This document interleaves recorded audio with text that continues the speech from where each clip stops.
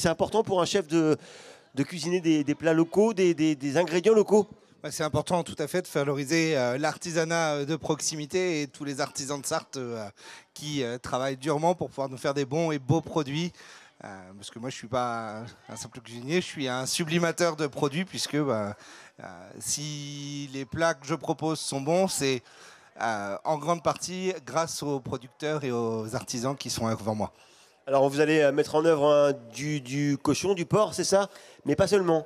Non, également la tome de refrain qu'on connaît tous, du pic qui chante.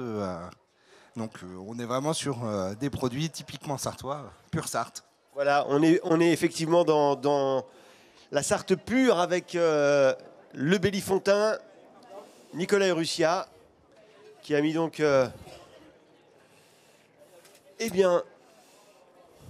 les petits légumes, c'est ça?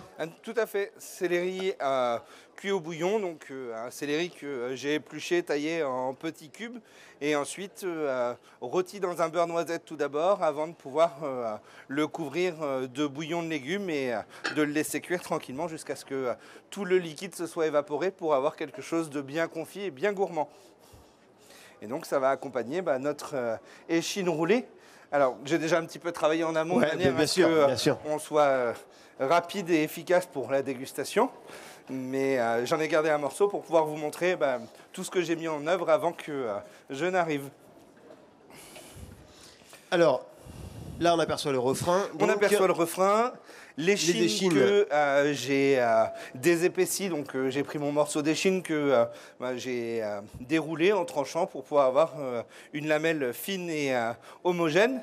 Et c'est cette partie que je vais pouvoir ensuite farcir avec tout d'abord de la rillette et puis ensuite les tranches de refrain, de manière à pouvoir retrouver un petit peu l'esprit du rôti Orloff, mais typiquement sartois.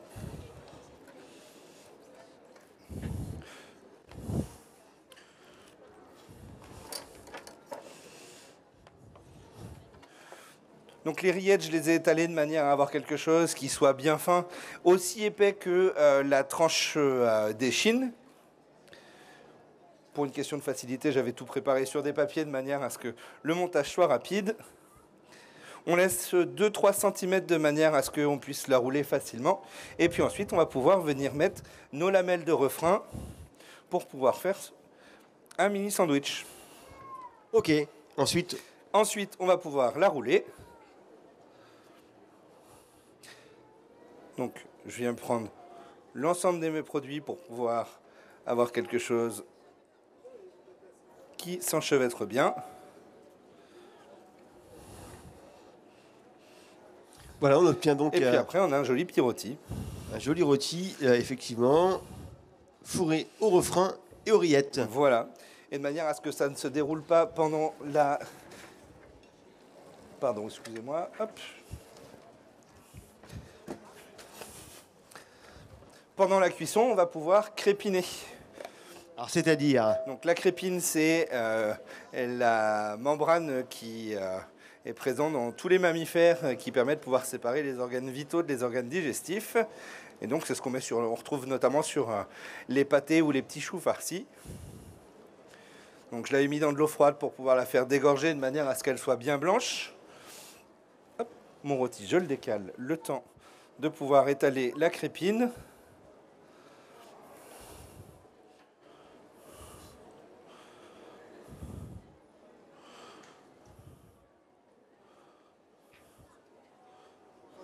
Et ça, de la crépine, on en trouve... Chez son boucher. C'est quelque chose que ils ont tous en stock et en général, lui vous l'offre. Parce que c'est ni plus ni moins que la plèvre chez nous.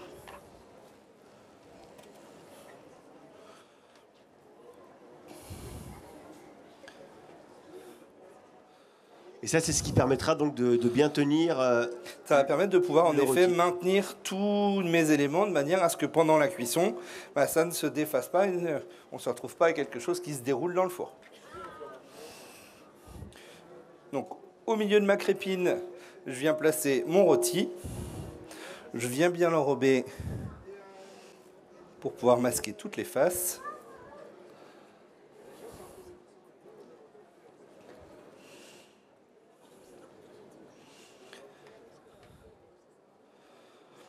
Et puis il faut savoir que c'est quelque chose qui à la cuisson va complètement disparaître puisque c'est une fine pellicule avec des marbrures de gras et donc le gras va fondre à la cuisson.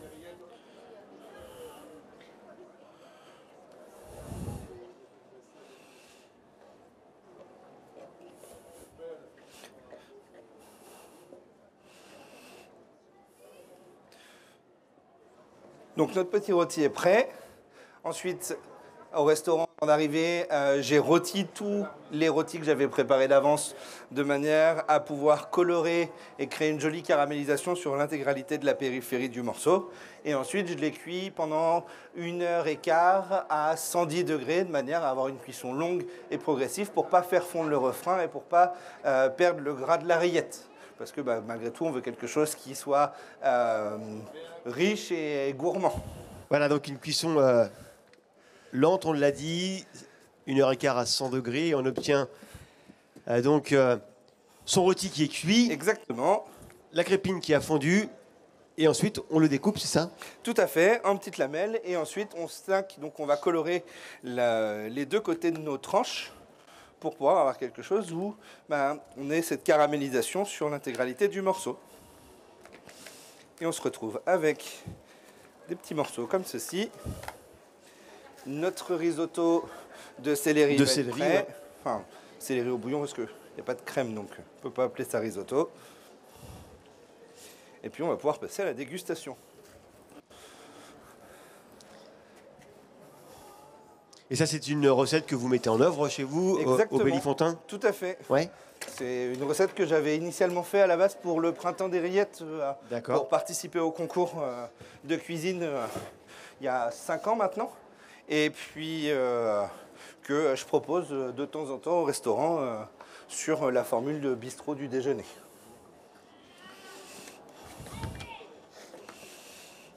Voilà, vous allez pouvoir donc déguster ce plat qui est donc préparé par Nicolas Urrutia du Bellifontaine. Dans quelques instants, vous pouvez vous approcher si vous voulez. Ça ne sert à rien d'être un peu loin. N'hésitez pas à vous approcher. Vous en tirez comme ça un peu l'odeur également. Et ça, c'est la recette de ce il y a la recette qui se fait la même. La recette de ce que vous allez manger qui arrive, préparée avec beaucoup de talent par Nicolas Urrutia. Et vous pourrez nous en dire des nouvelles. Bon, il tient plus. Voilà, c'est ce rôti Orloff revisité à la sartoise de Nicolas Urrutia du restaurant Le Bellifontaine. Avec, on le rappelle donc, de l'échine de porc, du refrain. Allez-y, je vous en prie. Et bien sûr des rillettes sartoises. Allez, n'hésitez pas, c'est presque... 120. Voilà, un quart d'heure à 120, 1h15. 1h15 à 120 degrés. La cuisson lente, justement, on en parle beaucoup, de plus en plus. Maintenant, tous les grands chefs sont à la cuisson lente. C'est ce qui permet de ne pas saisir, de ne pas attaquer la viande tout de suite comme ça. Exactement, et puis ça permet surtout de ne pas dessécher le morceau, pas surcuire, puisque ça permet de pouvoir progressivement faire pénétrer, monter la température du morceau pour pouvoir éviter ce côté croûte très sèche à l'extérieur et cœur qui est juste cuit. Puis en plus, ça nous permet de pouvoir travailler en amont pour que les plats soient plus rapides à envoyer pendant nos services. Puisque si on a déjà pré-cuit notre rôti et que... Tiens, attends, on va faire l'inverse. Je te passe les assiettes.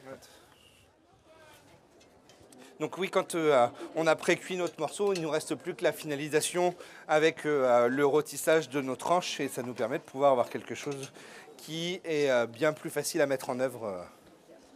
Puisque sur la clientèle, notamment du midi, où on a une clientèle d'affaires qui est pressée et on des temps pour déjeuner qui sont... toujours un peu plus raccourci, si on veut leur permettre de pouvoir profiter entrée plat ou entrée plat dessert même, il faut que, à peine ils aient commandé, ils soient déjà servis. L'association avec le céleri, justement, le risotto de céleri. On est sur un légume de saison, quelque chose qui soit aussi très terroir et Et c'est un légume que j'affectionne plutôt. Du céleri qui a beaucoup de goût, en plus, un légume qui a du goût. Bah, un légume qui a du goût, qui en plus est cuit dans son eau de végétation avec simplement un bouillon de légumes. Donc on reste vraiment sur un produit mis en valeur et non pas transformé. Alors, messieurs, dames, qu'est-ce que ça dit? On a l'air d'apprécier, en tout cas. Hein. Ouais, on a l'air d'apprécier parce qu'on n'entend personne. On n'entend plus personne, il n'y a pas de questions. Ouais, c'est bon. En général, c'est bon signe, en effet.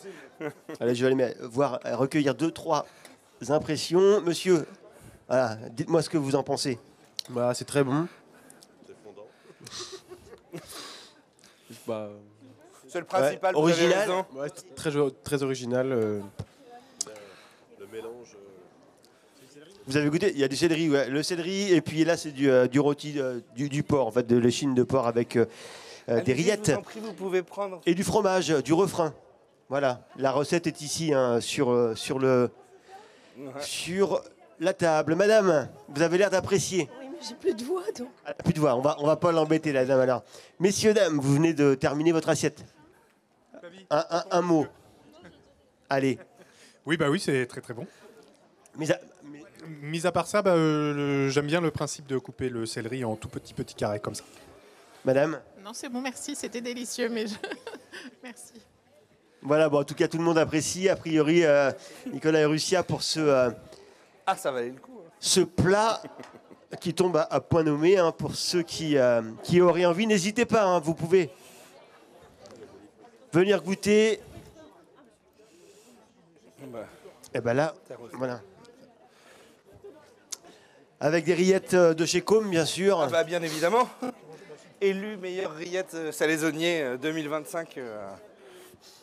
Et multi-médaillé aussi, hein, notamment au Salon de l'Agriculture, à Mamers également. Et il y en a encore, hein, non, il n'y a pas de miel. Ah non, il n'y a pas de miel, non. Sur la viande ou sur les légumes? Les légumes, ils sont rôtis dans un beurre noisette, donc... Non, mais il n'y a pas de souci, je répète, sans aucun problème. Et donc, le céleri, avant d'être cuit au bouillon, il a été préalablement sué dans un beurre noisette, ce qui donne ce côté un petit peu rond, avec des parfums un petit peu plus... miel, peut-être pas, mais... ouais. Allez, on vous en prie, venez déguster. C'est le plat de Nicolas Erussia, le Bellifontain. Vous pouvez découvrir ces petits légumes, ce céleri avec ce porc de chez Com, ces rillettes et ce fromage du refrain, le Piquichante à Vilaine sous Lucé. On est sur des produits... Des produits sartois qui subliment notre département, la gastronomie, qu'ils subliment surtout, puisque ce sont les chefs, hein, qui subliment de très bons produits à la base, c'est ça, hein. C'est moi, c'est mes critères de sélection, c'est de pouvoir aller chercher chez les producteurs les meilleurs produits, enfin ceux qui me semblent en tout cas les meilleurs, et puis de pouvoir les sublimer pour valoriser tout le travail qui est mis avant le mien. Mission réussie, a priori, en tout cas. Hop, là, juste dans la main de madame.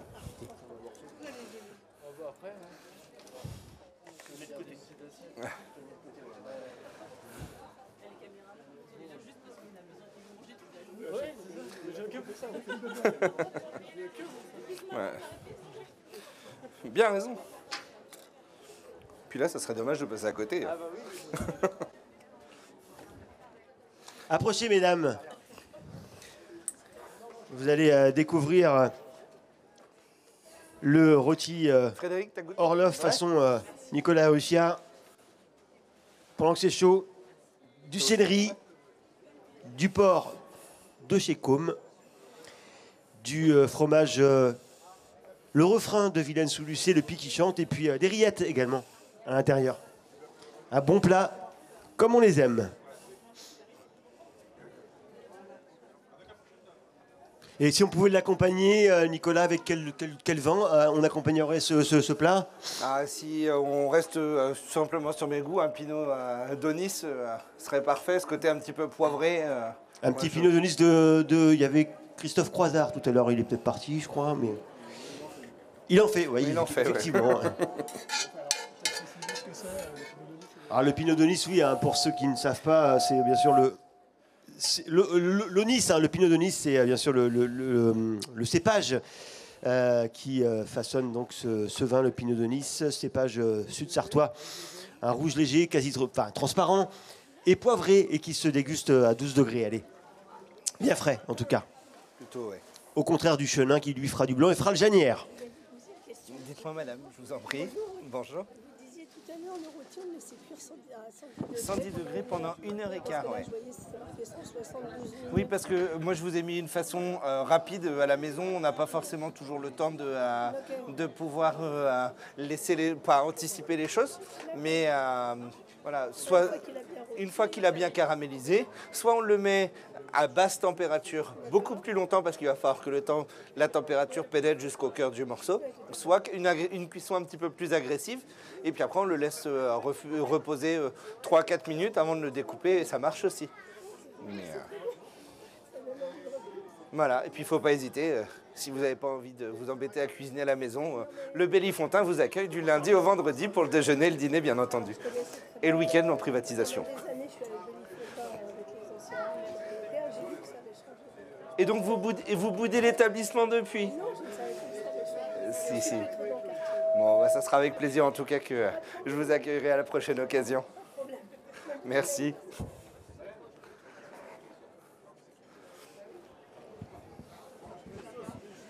Bah, c'est excellent. Bon, bah merci. Alors, on a peut-être 2 amateurs qui n'auraient pas encore goûté. Notre cadreur a son plat. Samuel, t'as goûté? 2 même, je crois. Non, c'est... Je vais bien recommencer. Pour la régie, hein. Ah oui. Ah bah faut pas hésiter, de toute façon il en reste encore un peu. Prendre un morceau, je vais l'emmener à Hugo, promis, je ne le mange pas. Salut Eric, à bientôt. Merci. Au revoir. Je suis... Hop là. La viande, c'est de l'échine de cochon. Ça, c'est du céleri. Ah, quand on dit céleri, c'est du céleri branche, céleri rave. Boule, oui, la rave. Ouais, Rave, tout à fait, d'accord. exactement.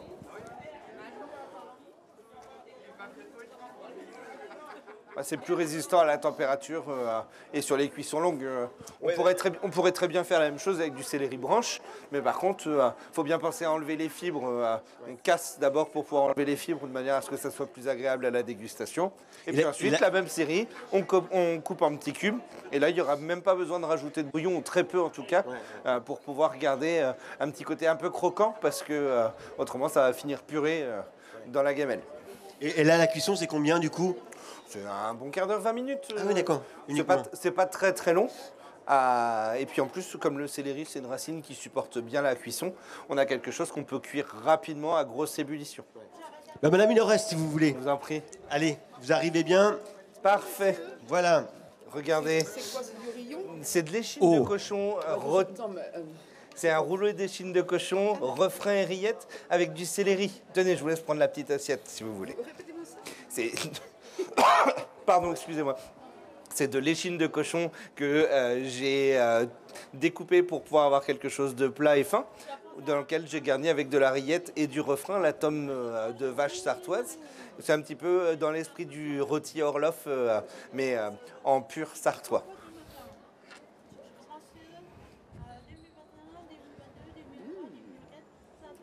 C'est bon. Voilà. Toute cette petite assiette, c'est tout.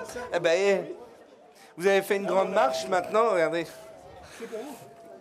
Ah ben, avec plaisir. Voilà pour ce dernier show culinaire. Merci Nicolas Russia, le Bellifontain. C'était une très très belle idée et c'était une belle réussite également.